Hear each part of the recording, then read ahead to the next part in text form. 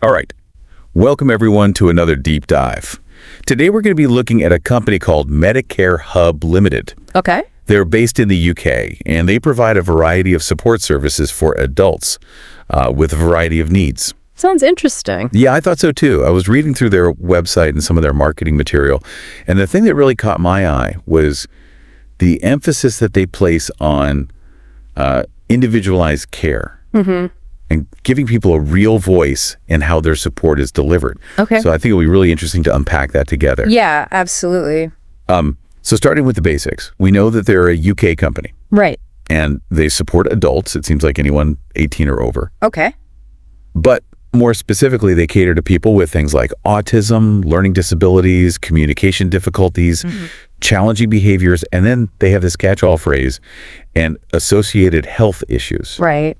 So I'm a little bit curious about what exactly they mean by associated health issues. Yeah, well, when we think about associated health issues, we're talking about conditions that often co-occur with the ones that you've already mentioned.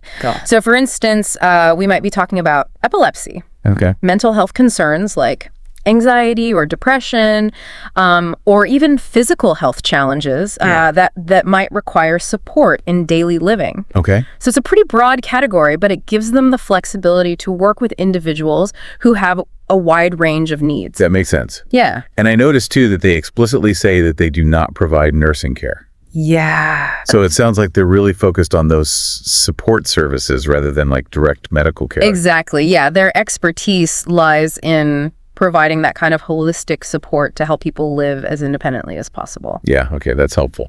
So one of the things that I thought was really interesting about their whole approach was this idea of tailoring support to each person. Right. And I saw this phrase, services and environments can be adapted. So I'm kind of wondering, what does that actually mean? Yeah, well, I think it's important to understand that traditional care models often take kind of a one-size-fits-all approach, right? Yeah. So you have these kind of standardized services and everyone's expected to fit into that mold. Right. But Medicarehub, it seems, takes a very different path. They emphasize flexibility, and they really do seem to work closely with individuals to understand their unique needs and preferences. So, for example, if you have someone with autism who's very sensitive to sensory overload, Right. they might need a living space that's calm and predictable and has maybe a limited number of distractions. Yeah. And Medicarehub would actually work with that person to create that kind of environment rather than forcing the person to adapt to a preset structure. Interesting. And even beyond that, I mean, they even go so far as to offer services where individuals can choose the color palettes for their living spaces, furnishings, things like that. They really want to give people a sense of ownership and control. That's incredible. Over their environments. Yeah. It seems like a really empowering approach to support. Absolutely. That kind of ties into another theme that I saw throughout their material, which was this emphasis on choice. Yeah. So not just adapting the services, but really giving people a say in how their support is delivered. Right. So one thing that jumped out at me was the fact that they explicitly say there are no time limits on services. So it sounds like it's really driven by the needs of the individual rather than some kind of arbitrary time frame. Yeah, and that's a big deal because in a lot of traditional care settings, services are often time limited. Right. You know, you get a certain number of hours a week or, you know, there's a set period of time where you're eligible for support. Yeah. But Medicarehub seems to be taking a much more person-centered approach and really recognizing that people's needs can change over time. Absolutely. And that support should be flexible and responsive to those changes. And they also talk about the fact that service users are actively involved in decision-making. So it's not just professionals dictating what should happen. It sounds like there's a real collaborative process. Yeah, definitely. And I think we're seeing a broader shift in the care landscape towards this model. Right. Moving away from institutions and towards more autonomy and self-determination. Yeah. And this ties in with a concept called person-centered planning, or PCP. Okay, I've heard that term before. Yeah. But can you break it down for us? What exactly does that look like in practice? Sure. So PCP is essentially a collaborative process. Okay. It involves the individual themselves, of course, their families, and any other important people in their lives. Okay. And it's about coming together to identify the individual's goals, their strengths, their needs, and then building a care plan around those things. Got it. So it's not just about professionals dictating what should happen. It's about really listening to the person and understanding what's important to them. So can you give us a concrete example of what that might look like? Sure. Imagine, for instance, you have an individual who loves to cook. Okay. But they have some difficulties with certain tasks in the kitchen. Maybe fine motor skills are a challenge, or they struggle with sequencing steps. Yeah. With PCP, Medicarehub would work with that person to identify those needs and find solutions. Okay. Maybe it's providing adapted kitchen tools. Maybe it's breaking down tasks into smaller, more manageable steps. Maybe it's having a support worker there to assist.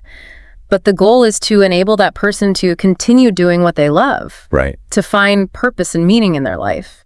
I see. Yeah. So it's really about empowering people. It is, yeah. Okay, well, that all makes sense. Yeah.